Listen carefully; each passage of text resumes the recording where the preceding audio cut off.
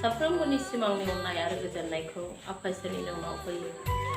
आङो गोबांथार बेबायदिनो आंनि फिसालानि थाखाय केयार सेन्टाराव बबेबा जायगायावब्लाबो आं बिनायफ्राव गोबां आङो सहाय बिदोंमोन। गोबां आंनि फिसाया लोंनाय जानायफोरजों गोदोनानै दङमोन। दिनै आंनि फिसाखौ आं गोमानानै होनाय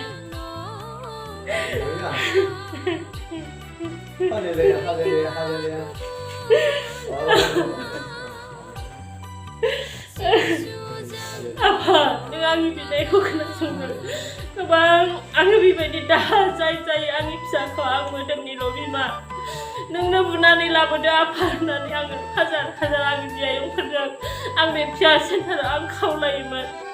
दिनै आंनि फिसायाखौ इसोरा गावनो बुनानै लाबोबाय। दिनै गोबां बेमार जानानै दंमोन आंनि फिसाया लोंनाय जानायनि गेजेरजों केकनि लेभार गाज्रि जाबाय होननानै आं आगस्टिनावबो दोनहैदोंमोन जेबो मोनाखै। क'क्राझारनि सानावबो लांनानै दोनहैदोंमोन आं क'क्राझारनि हस्पिटालावबो जेबो मोनाखै थैखौल' मोनदों।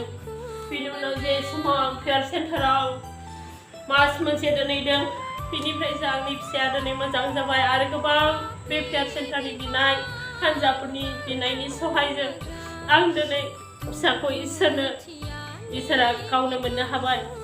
आंनि बिनायखौ इसोरा खोनासंनायनि थाखाय आं गोबां रोजा धन्यबाद होयो। आरोबाव फिसाखौ खेबसे फैगोन बुधबार खालि 3 तारिखआव आङो लांबावगोन माबायावहाय सिलिगुरियावहाय जेन' बे लांनाय समावबो इसोरा मोजाङैनो मोजां दैदेनलाङो।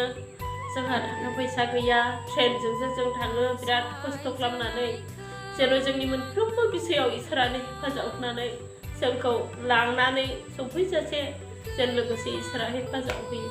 आं बेखौनो खावलायो आंनि जेबो गैजाया आंनि बे गोरलै दानखौनो आं इसोरनो होनो थाखायहाय।